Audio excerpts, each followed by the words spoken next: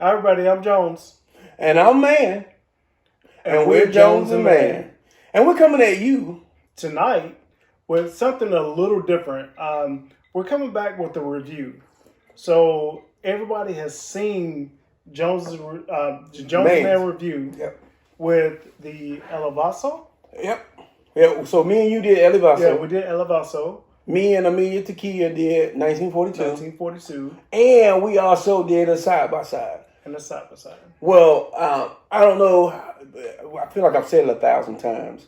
But just in case you haven't heard it, Jones and I don't always shoot together every Friday. Yeah. No. You know, we may get together like a night like tonight, and we shoot 4, 5, 6, 7. There's been times where we've done 10 episodes. Yeah, that won't happen again. and then we drop them, edit and drop them every week. Yeah. Well, it's been a few months since we shot last. And in between, I did the episode with Amelia Tequila. And I was like, well, while you're here tonight, let's let you go back and test these two and see what you got.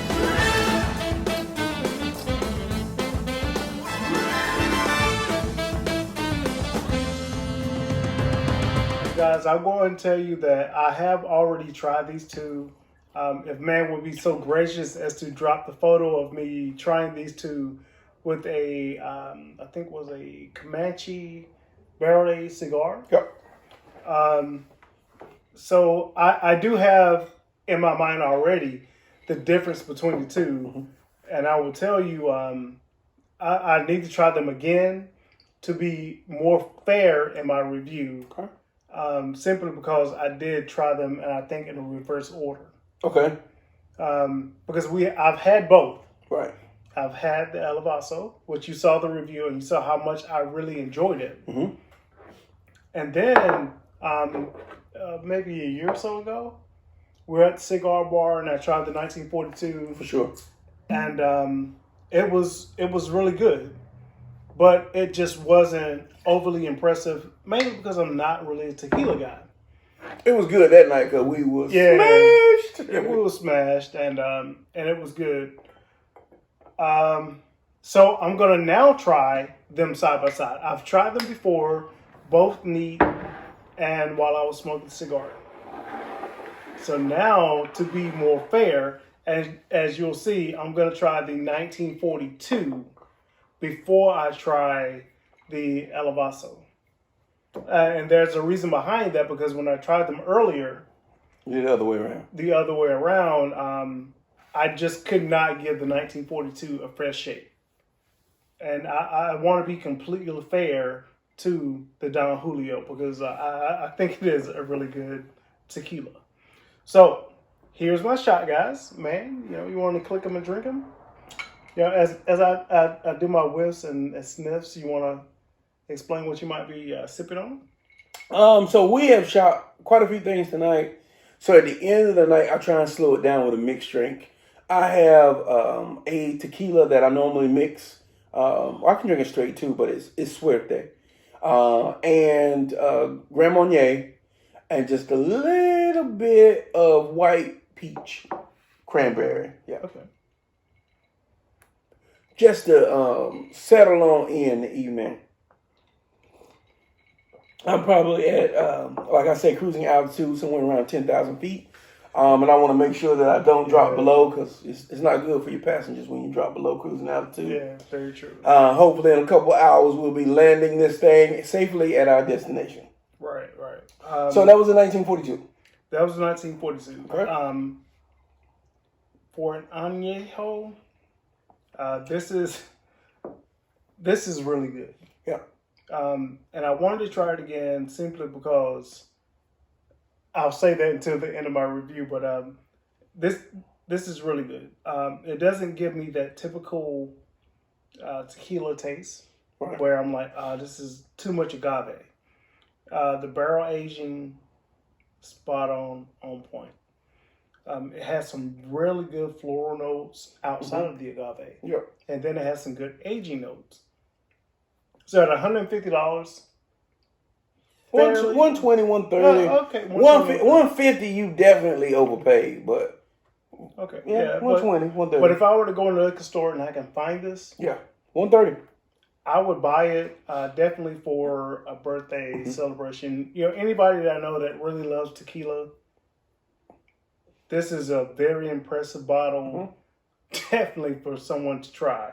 I just saw one of the Instagram models pouring up and drinking in 1942, and I'll save my comment until after you finish.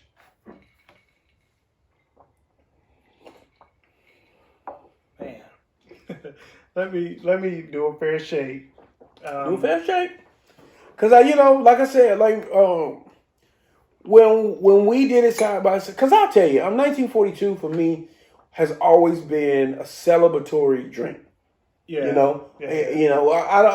I haven't always spent $150, $120 on tequila. But when, I want to have a good time, I've grabbed a bottle and it's been a good time. Yeah, definitely. So it has meant for me, or brought back memories of a celebration, a good time. And because of that, I held it in high esteem. Until we did the side by side with Elevaso.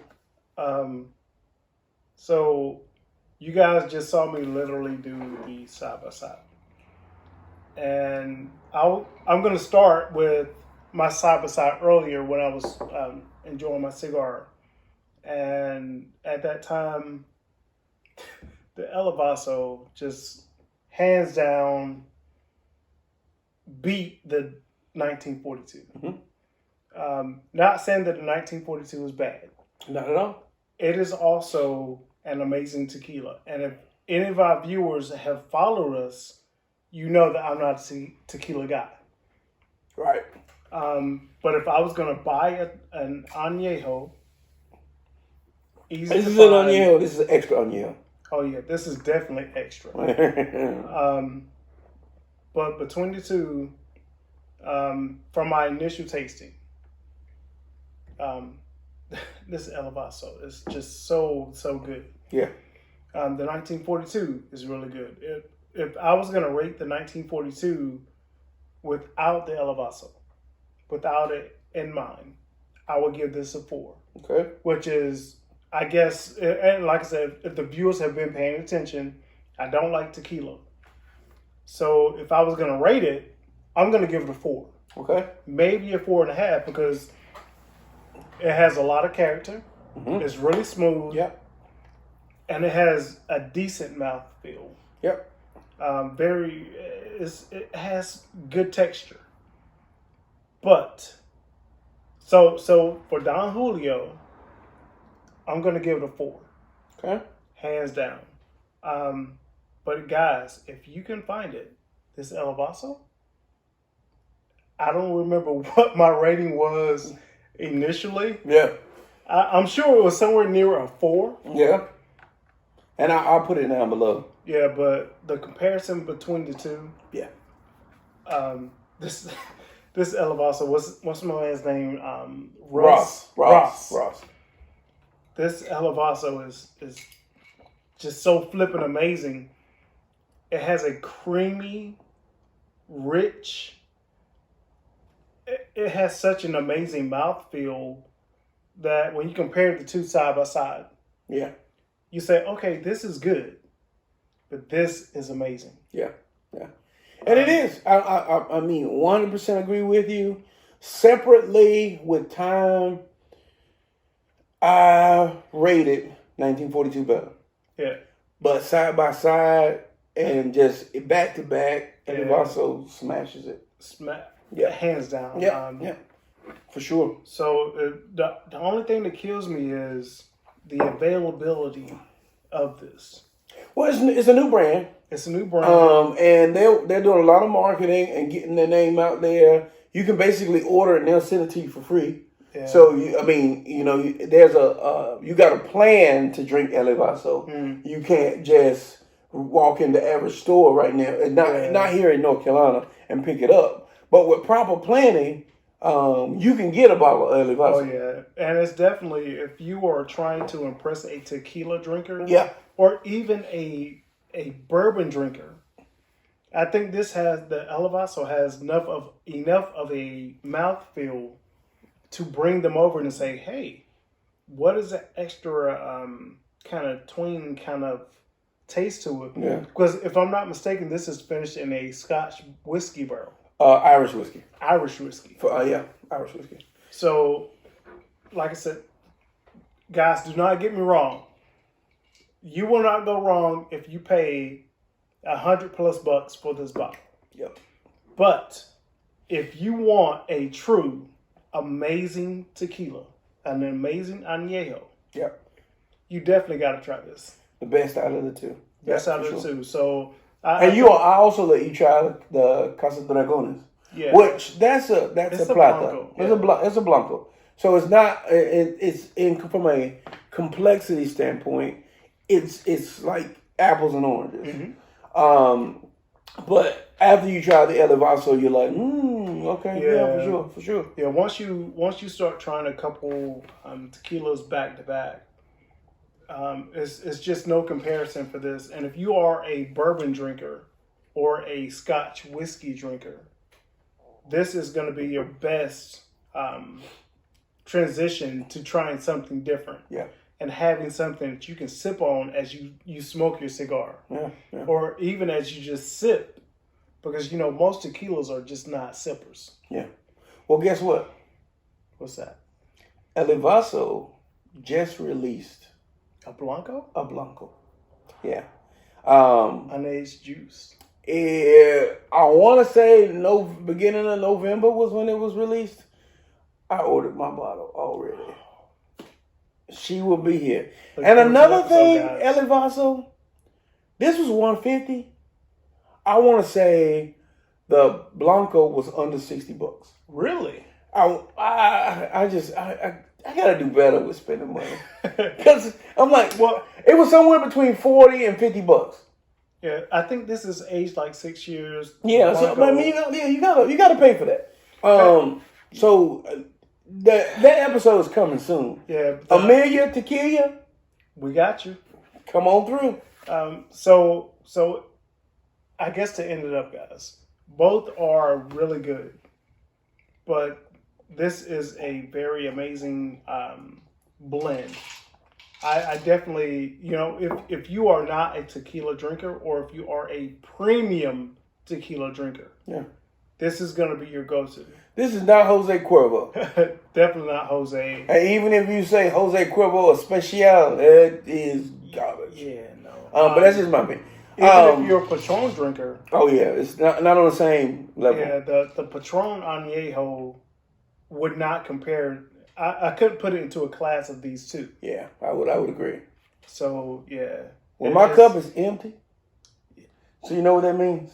Time to pour them up. It's time to pour them up, and it's time to say, follow us on Instagram, Facebook, and Twitter at Jones and Mann. Don't forget to tell them to click that bell. Click the bell. Ring my bell. Ring my bell. And subscribe. This has been another episode of Jones and Mann. Jones, as always, thank you for following up. Elevaso and Ross, thank you for making a good juice. Yeah. I'm getting down low. It's time to order another bottle, I believe. Yeah, man, definitely. 2 bottles. Click them and drink them.